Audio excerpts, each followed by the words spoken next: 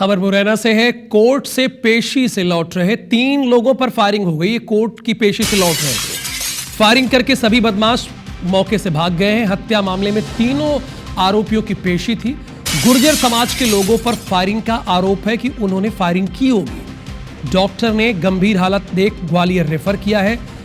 लेकिन बड़ी हैरानी की बात है कि कोर्ट की पेशी से ये तीनों लोग लौट रहे थे। इन पर फायरिंग हुई है और पुलिस वहां पर रही होगी। सत्येंद्र सिंह तोमर, फिर कैसे हुआ?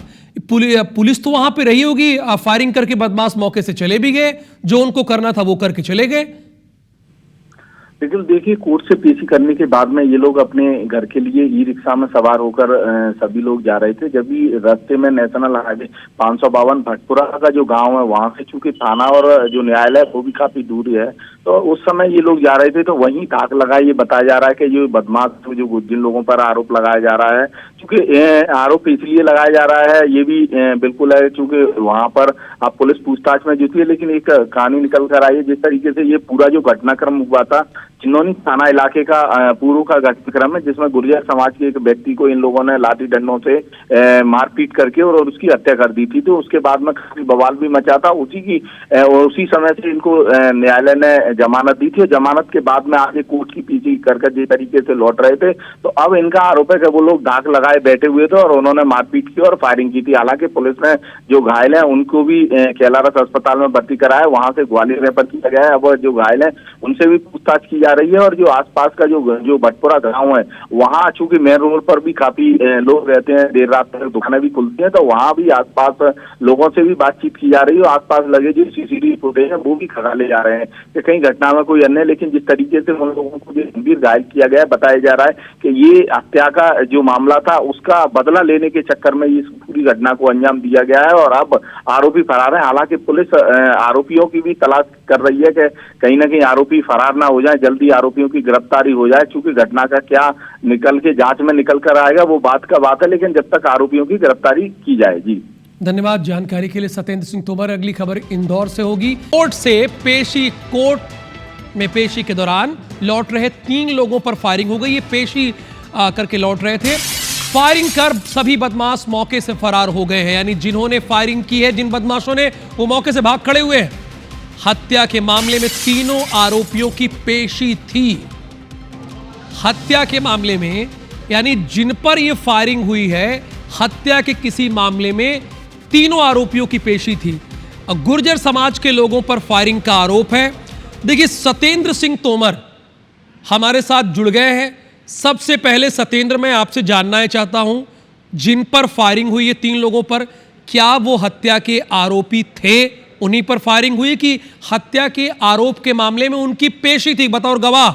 ये बताइए। दूसरी बात, पुलिस क्या कर रही थी? झुंझुना लेके टहल रही थी क्या मुरैना में, कि गोली मार के चले गए कोई भी?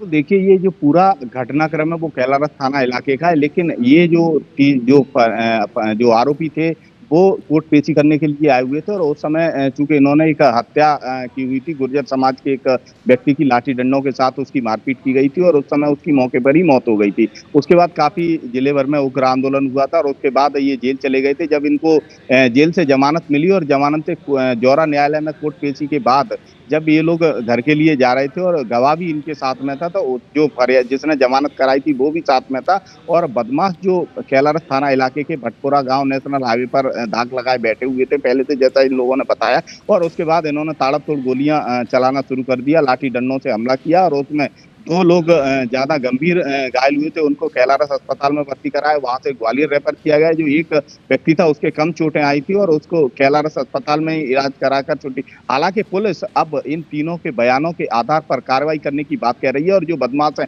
वो भी फरार हैं। हालांकि जिन लोगों के जो नाम चिन्हित किए गए हैं, जिन लोगों के इन लोगों ने नाम बताए हैं, चूंकि उनके परिवार का ही व्यक्ति जिसकी हत्या की गई थी उन्हीं लोगों के नाम बताए गए, तो पुलिस इस पूरे मामले में जांच करके कार्रवाई करने की बात कर रही है और जल्दी जो आरोपी है उनको भी गिरफ्तार करने की बात अधिकारियों द्वारा कही जा रही है कि पहले चूंकि जो आरोपी हैं उनकी भी तत्काल गिरफ्तारी कराई जाए। चूंकि जब घटना में जो आरोपी संदिग्ध पाए गए हैं, जो आरोपी हैं उनको भी तत्काल गिरफ्तार किया जाए, तो कहीं ना कहीं ये बात बिल्कुल सही है कि जो जिस तरीके से पुलिस के कार्यप्रणाली पर लगातार जो सवाल खड़े हो रहे हैं वो लगातार इस तरीके को जिले भर में लूट डकैती चोरी और हत्या जैसे और जो फायरिंग की जो घटनाएं लगातार सामने आ रही हैं, उससे ऐसा लगता है कि पुलिस के जो हौसले हैं वो बदमाशों के सामने नतमस्तक होते जा रहे हैं और बदमाशों के जो इसमें हौसले कोई हैं दो राय नहीं, वो तो दिखाई दे रहा है। हॉस्पिटल में मैं तस्वीरें देख रहा हूं, एक पुलिस वाला सर पर जहां पर टोपी होनी चाहिए ना, पुलिस की कैप होनी चाहिए, टोपी होनी चाहिए, वहां पे वो गमछा बांधे खड़ा हुआ है। मैं तस्वीरें देख रहा हूं। तो इन लोगों को पहले तो पुलिसिंग का पाठ पढ़ाना चाहिए। माननीय एसपी महोदय, पुलिस को पाठ पढ़ाई भाई, क्या कर रही है आपकी पुलिस मुरैना में? कुछ इससे बोलिए कि काम करे। जिसके जो मन आ रहा है गोली मार के चला जा रहा है और आप सर बैठे हुए हैं इसी कमरे में। Thank you so much Satyendra Singh.